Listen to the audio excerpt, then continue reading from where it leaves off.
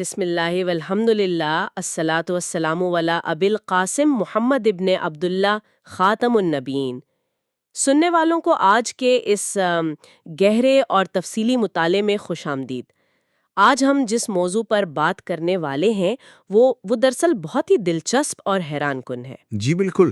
آج ہم فراہم کردہ ماخذ کی روشنی میں احادیث نبوی کی منتقلی اور ان کی حفاظت کے سائنسی طریقہ کار کا جائزہ لیں گے۔ یعنی ایک ایسا نظام جس کے ذریعے ایک پیغام کئی 100 سال تک ایک نسل سے دوسری اور پھر تیسری نسل تک بالکل جوں کا توں منتقل ہوا۔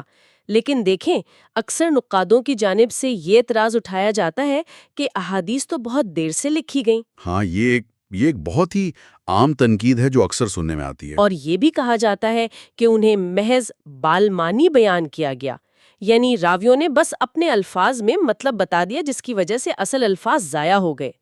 یہ تنقید کرنے والوں کی کتنی بڑی غلط فہمی ہے، استغفر اللہ، کہ وہ اس عظیم سائنسی ورثے کو سمجھے بغیر ہی ایسے دعوے کر دیتے ہیں۔ بالکل صحیح کہا آپ نے۔ دراصل آج کی اس گفتگو کا مشن ہی یہی ہے کہ ہم ماخذ میں موجود ٹھوس حقائق کی بنیاد پر ان تمام دعووں کا تجزیہ کریں۔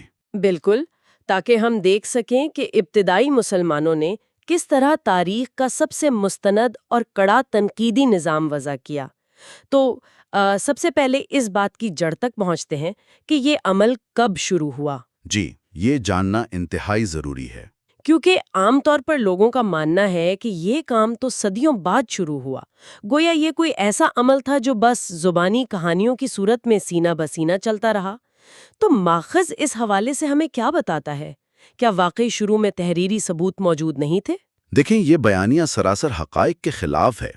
ماخذ بالکل واضح طور پر بتاتا ہے کہ صحابہ کرام اور تابعین کے دور میں احادیث لکھنے کا باقاعدہ رواج موجود تھا۔ اچھا، یعنی وہ صرف زبانی یاد نہیں کرتے تھے بلکہ لکھتے بھی تھے۔ جی ہاں، بالکل۔ تابعین کی نسل میں تو شاید ہی کوئی ایسا عالم ہو جس کے پاس احادیث کی کوئی کتاب یا کوئی ذاتی صحیفہ موجود نہ ہو۔ تحریری بنیادیں تو پہلے دن سے موجود تھیں۔ تو پھر یہ جو خلیفہ عمر بن عبدالعزیز رضی اللہ عنہ کا سرکاری حکم نامہ تھا، وہ کیا تھا؟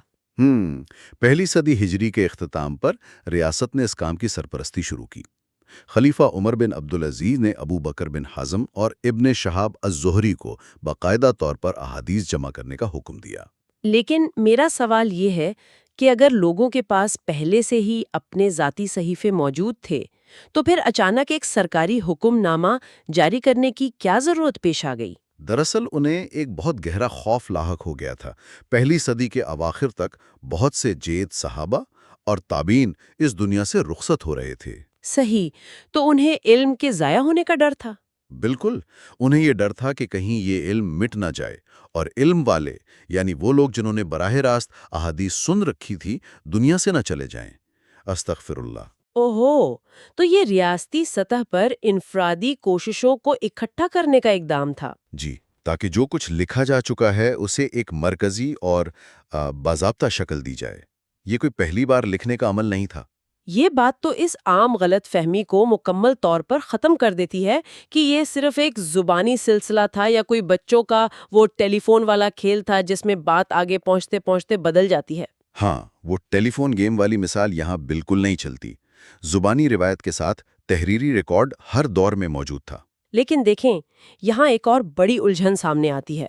جب ہزاروں لوگ احادیث بیان کر رہے تھے اور لکھ رہے تھے تو یہ کیسے طے کیا گیا کہ کس کی بات پر بھروسہ کرنا ہے؟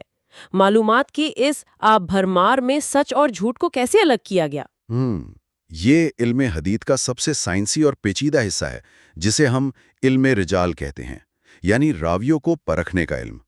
علماء حدیث نے راویوں کو جانچنے کا جو معیار مقرر کیا، وہ انسانی تاریخ کا سب سے کڑا معیار ہے۔ بالکل، ماخذ میں اس کی بڑی زبردست تفصیل ہے۔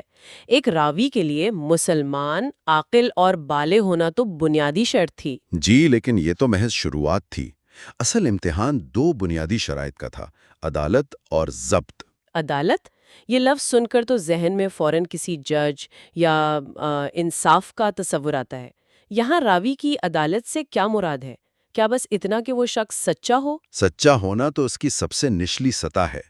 علم حدیث میں عدالت سے مراد تقوی اور کردار کی وہ بلندی ہے جس پر کوئی انگلی نہ اٹھا سکے، یعنی ایسا عادل راوی جو کسی بڑے گناہ کا مرتکب نہ ہو اور چھوٹے گناہوں پر بھی اصرار نہ کرے، ہے نا؟ بالکل، اور اس میں ایک انتہائی دلچسپ چیز مروت کی شرط تھی۔ مروت یعنی معاشرتی اخلاقیات اور وقار؟ جی ہاں، علماء حدیث اس حد تک محتاط تھے کہ اگر کوئی شخص سڑک پر چلتے ہوئے کھاتا پیتا تھا یا بازار میں بلا وجہ کہے لگاتا اور بہت زیادد مذاق کرتا تھا تو اس کی روایت بھی رد کر دی جاتی تھی۔ سڑک پر چلتے ہوئے کھانے یا زیادہ مذاق کرنے کی وجہ سے؟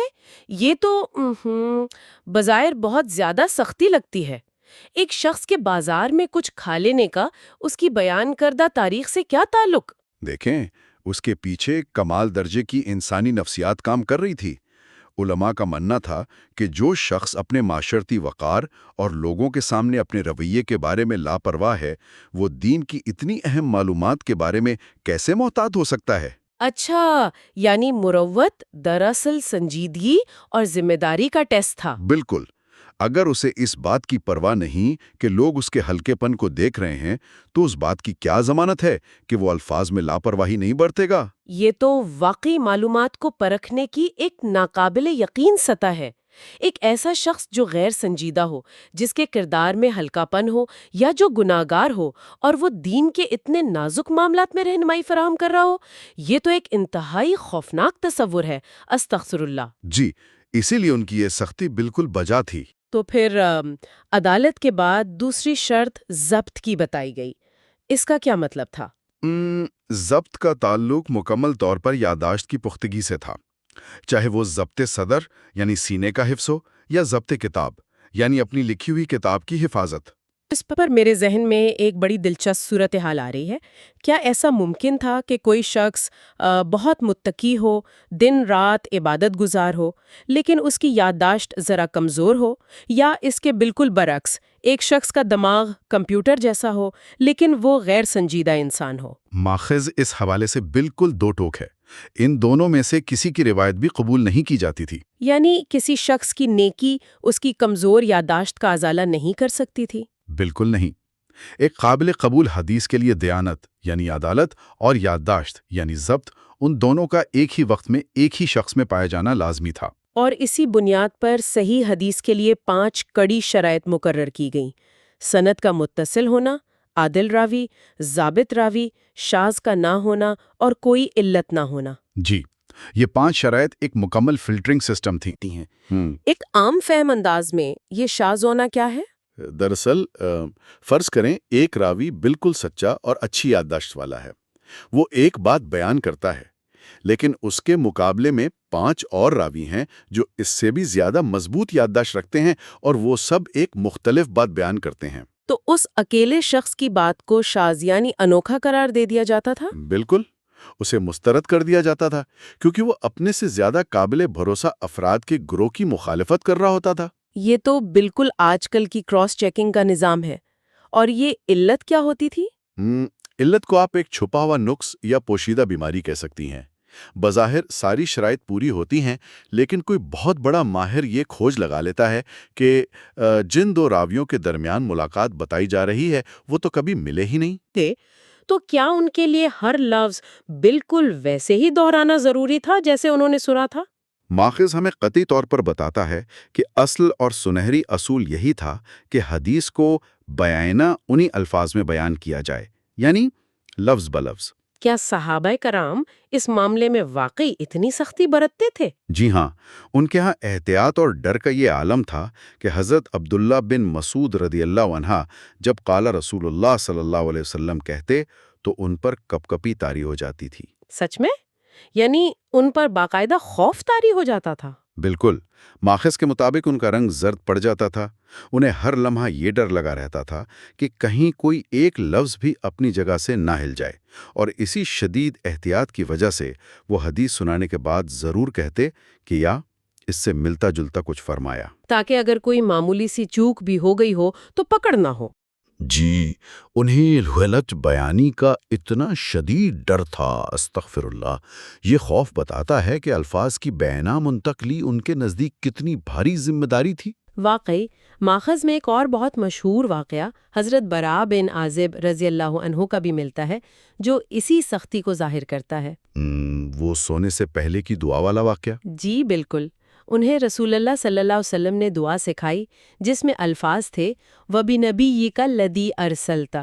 جب انہوں نے دہرائی تو غلطی سے نبی کی جگہ رسول کا لفظ استعمال کر لیا۔ اور مفہوم میں تو کوئی خاص فرق نہیں آیا تھا بظاہر۔ ہاں، لیکن رسول اللہ صلی اللہ علیہ وسلم نے فوراً ٹوکا اور فرمایا نہیں وَبِنَبِيِّكَ الَّذِي أَرْسَلْتَ۔ اگر ہم آج کی کوئی مثال لیں تو یہ بالکل کسی ڈیجیٹل اکاؤنٹ کے پاسورڈ جیسا معاملہ ہے۔ Digital password? کیسے بھلا؟ دیکھیں، اگر آپ کے پاسورڈ میں آغاز کا لفظ ہے اور آپ اس کی جگہ ہم مانی لفظ شروع لکھ دیں تو سسٹم اسے قبول ہی نہیں کرے گا۔ اسے بالکل بینا وہی حروف درکار ہوتے ہیں۔ کیا بات ہے، یہ پاسورڈ والی تمثیل اس پر بالکل درست بیٹھتی ہے، اور یہ اصول خاص طور پر عبادات کے الفاظ میں سختی سے لاگو ہوتا تھا، جیسے اذان، تشہد یا مخصوص دعائیں۔ وہاں تبدیلی کی بالکل اجازت نہیں تھی۔ یہ بات تو صاف ہو گئی، لیکن پھر یہاں ایک سوال پیدا ہوتا ہے۔ اگر با اینا الفاظ دہرانا ہی اصل معیار تھا تو پھر روایت بالمعنی یعنی اپنے الفاظ میں مطلب بیان کرنے کا تصور کہاں سے آ گیا؟ یہیں پر آ کر مستشرقین یعنی اورینٹلسٹس نے اس پورے سائنسی نظام کو مشکوک بنانے کی کوشش کی ہے۔ اور مستشرقین کا یہ دعویٰ کہ اس روایت بالمعنی کی وجہ سے احادیث کا نقصان ہوا یا اصل الفاظ گم ہو گئے، یہ کتنا بڑا جھوٹ ہے۔ استغفر اللہ، انہوں نے ایک انتہائی منظم نظام کو محض ایک خامی بنا کر پیش کرنے کی کوشش کی۔ بالکل۔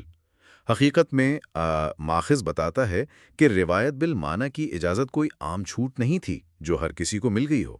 یہ چند انتہائی کڑی شرائط کے ساتھ دی گئی تھی۔ یعنی وہ شرائط کیا تھیں؟ کیا صرف خاص لوگ ہی ایسا کر سکتے تھے؟ جی، یہ صرف اور صرف اس شخص کے لیے جائز تھا جو عربی زبان کی گہرائیوں، اس کے مترادفات اور نحو یعنی گرامر کا بہت بڑا ماہر ہو۔ صحیح۔ جو شخص الفاظ کے بدلنے سے پیدا ہونے والے فقہی فرق کو نہ جانتا ہو، اس کے لیے تو روایت بالمعنی سختی سے منع تھی۔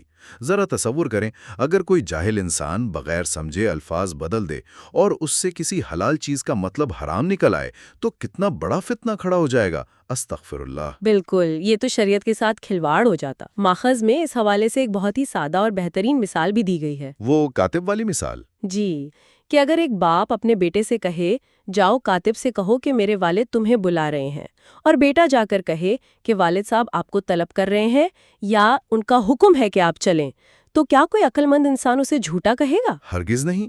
سب کے نزدیک یہ بیٹا سچا ہے اور اس نے پیغام بالکل ٹھیک پہنچایا ہے۔ احادیث کا معاملہ بھی دراصل پیغام پہنچانے کا تھا۔ اور ایک اور اہم پہلو یہ بھی ہے کہ بہت سی احادیث تو رسول اللہ صلی اللہ علیہ وسلم کے اقوال ہیں ہی نہیں، بلکہ صحابہ کرام کے افعال کے مشاہدات پر مبنی ہیں۔ جی بالکل۔ مثلاً جب کوئی صحابی وضو کرنے کا طریقہ سکھا رہا ہے یا کہہ رہا ہے کہ ہمیں اس بات کا حکم دیا گیا، تو وہ تو ایک عمل کی منظر کشی کر رہا ہے۔ ہاں، وہ تو ایک ویڈیو ریکارڈنگ کی طرح منظر کو الفاظ میں ڈھال رہا ہے۔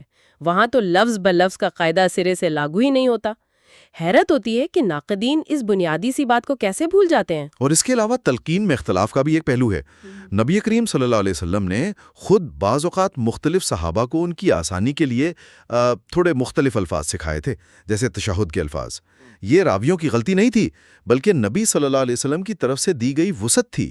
یعنی تابعین کا تو یہ حال تھا کہ وہ احادیث کو قرآن کی طرح یاد کرتے تھے۔ تو آج کی اس بحث کو سمیٹتے ہوئے یہ واضح ہوتا ہے کہ احادیث کو اگلی نسلوں تک پہنچانے کا عمل کوئی بے ہنگم یا غیر محتاط عمل نہیں تھا۔ بالکل نہیں، بلکہ یہ علم نقد یعنی سائنس آف کرٹیسزم کا وہ عروج ہے جس کی مثال آج تک نہیں ملتی۔ بالکل، جب ہم کسی حدیث کے ساتھ صحیح کا لفظ دیکھتے ہیں تو اس کا مطلب ہے کہ وہ تنقید اور جانچ کے ایسے کڑے عمل سے گزری ہے جس سے شاید آج کی کوئی بھی جدید کتاب پاس نہ ہو سکے۔ جی، علماء حدیث نے انسانی خامیوں کے باوجود اس علم کو جس طرح محفوظ کیا وہ لاجواب ہے۔ یہ تسلیم کرتے ہوئے کہ انسان تو بہرحال خامیوں کا پتلا ہے اور کمزوریوں سے پاک نہیں، استغفر اللہ، پھر بھی ان علماء نے جو فلٹرنگ نظام وضع کیا وہ حیرت انگیز ہے۔ بالکل۔ تو اختتام پر سننے والوں کے لیے ایک فکر انگیز خیال چھوڑتے ہیں۔ ذرا تصور کیجئے، آج کی اس معلومات کی بھرمار والی دنیا میں اگر ہماری خبروں کے ذرائع، نیوز چینلز اور سوشل میڈیا پوسٹس کو بھی علم حدیث کی شرائط یعنی عدالت اور ضبط سے گزارا جائے تو کیا نتیجہ نکلے گا؟ مجھے تو لگتا ہے کہ کتنا ہی شور اور کتنی جھوٹی خبریں خود بخود دم توڑ جائیں گی۔ بالکل صحیح کہا آپ نے۔ اگر خبر دینے والے کا کردار اور اس کی درست بیان کرنے کی صلاحیت شرط بن جائے تو معاشرے ہی بدل جائے۔ ھذا ما عندی واللہ ورسولہ اعلم بالصواب۔